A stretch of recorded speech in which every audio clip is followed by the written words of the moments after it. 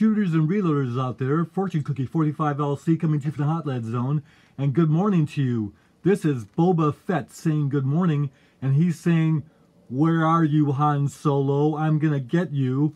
Isn't that what he says, Mel? Mm-hmm. That's what Mel says. However, at Boba's feet is the reason for the video, and that is Chapter 8 of the video book series on the Lee 358 200 grain round flat bullet and loading it.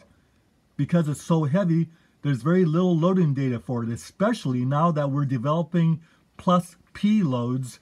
There are no loads for plus P. So let's see what we can do about developing plus P loads for the 38 using this heavyweight bullet now that we've already shot standard loads with it. So here are some important determinations from the fired brass from shooting the standard load of 4.8 to 4.9 grains of HS6 in the 38 Special with that heavy bullet. First of all, notice that we've got good obturation. It means that the case expanded to seal the chambers. We don't have a lot of powder burn back on the case there. And then we look at the primer signs, and the primer signs are consistent with standard loads. So the charge of 4.8, 4.9 grains of HS6 is fine in terms of pressure. So that we can easily go and add a half a grain. From 4.8 to 4.9, we're gonna go to 5.4 grains of HS6 for our plus P loads. Now, of course, we'll use our chronograph to determine the velocity, and that'll give us some more indications for plus P and whether the primer signs with the new plus P loads will be safe for 38 Specials. If not, we'll just shoot them in 357 Magnum revolvers. But if the pressure is okay, we can shoot them in 38 Specials, at least the ones that have cylinders long enough to take that bullet.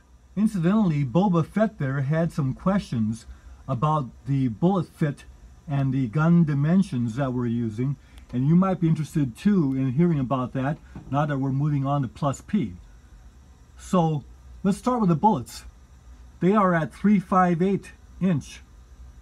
When you powder coat, you add about maybe 1/1000th and a half to that.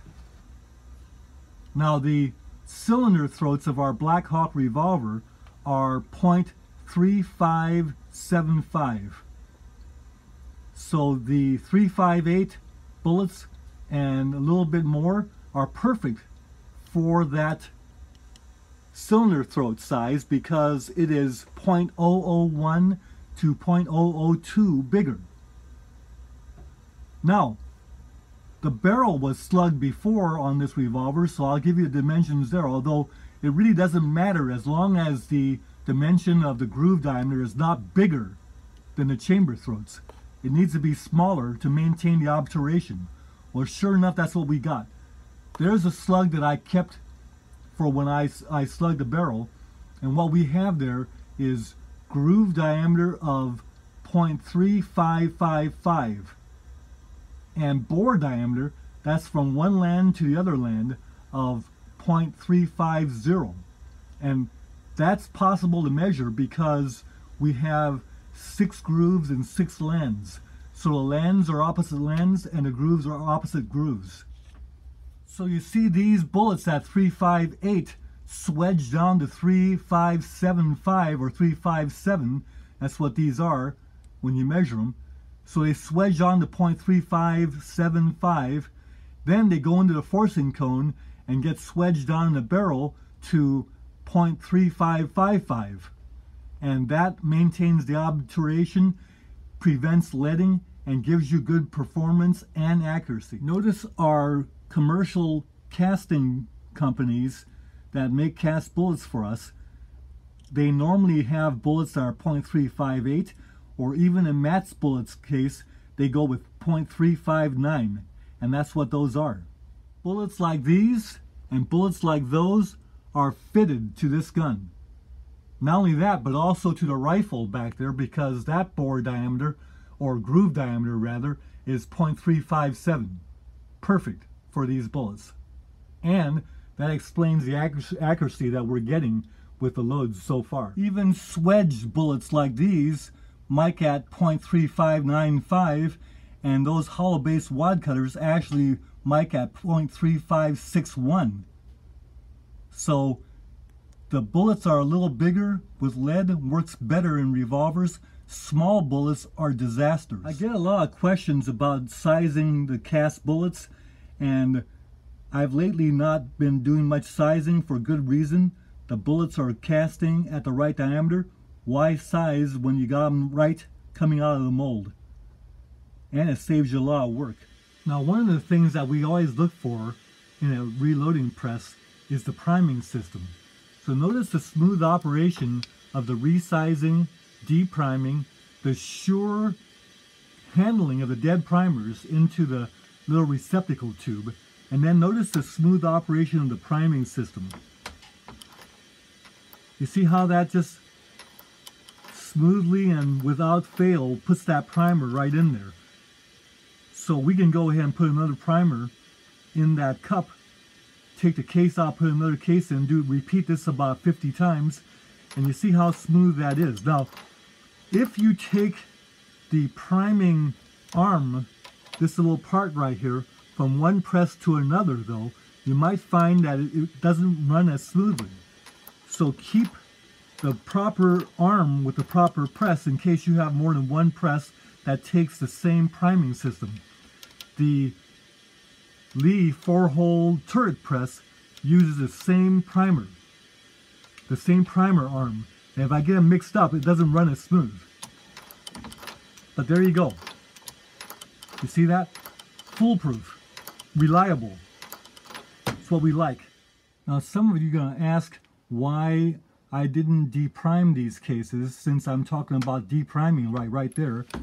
Why I didn't deprime these cases before I wet tumbled them. Well, it turns out that this batch is one of my last batches of still dry tumbled brass cases.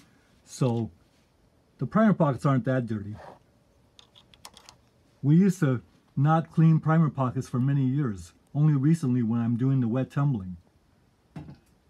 Now you know that we're looking at dry tumbled cases when you see little walnut shells or corncob particles coming out of the cases every now and then. So these are dry tumbled cases. But I'm only doing wet tumbling now. So when the primer system does a good job priming, you see there's no damage, all the primers are perfect, and they're all seated properly below the case head. It's a good primer system that we're using here with that Lee press. What do you think, Kai? Good.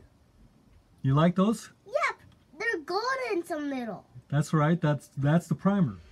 Well, while we're at it, let's go ahead and do a test of the drum interchangeability of the Lee auto drum powder measure. What we'll do is take this powder measure with the correct drum for the 38 that we're doing. We'll take that one off and put this other measure on, and then interchange the drums and see if it throws the same charge. So I'll just go ahead and unscrew the measure from the riser. You don't need to see that being done. Then we'll put the other measure on. Now, I've had some questions about the riser. Do we really need it? And probably we can do without it for some instances, but it sure is handy to have.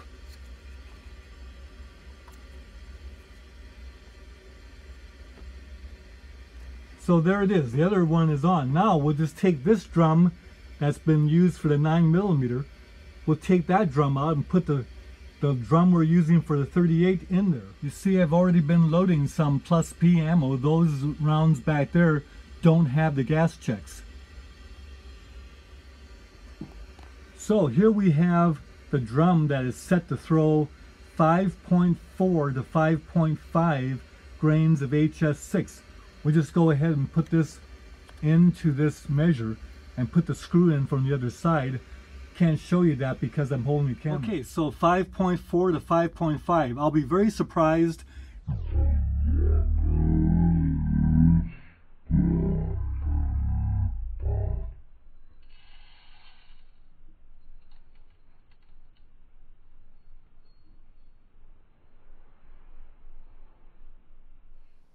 So there's the powder inspection, and they all have powder, no double charges, no empty charges.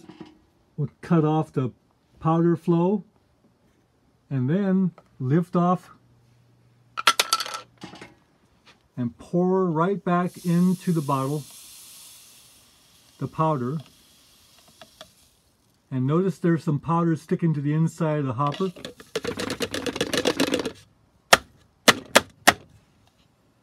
No powder sticking on the inside of the hopper. Then we carefully unscrew the whole die and powder measure to clear the powder inside the measure itself and also in the measuring chamber of the drum. Once that is off, just pour it right back into the bottle, as you see. To speed up bullet seating, go ahead and place a bullet into each flared mouth opening, and they square up nicely, ready to go into the seating die. We'll just run them through like this into the seating die, and there you see, seated precisely. And then finally, of course, the Lee factory crimp die. We just crank that down till it touches the shell holder at full stroke, and then run all the cases through there. Adjust the crimp with the crimping stem there in the center, the top there, and get it right amount of crimp, and we're done. Well, if you examine those crimps, you'll see it's right in the crimp groove, and the case mouths are all bent in nicely. Let's go ahead and pack these up for the range. Now to do that, I'm going to use this recycled 9mm CCI Lawman box, which is equivalent to a MTM for a couple dollars. As you can see, we're ready to go to the range. I'll just go ahead and relabel this. Now Boba Fett tried to help, but he kept handing me the wrong things. So no wonder Han Solo got the better of him.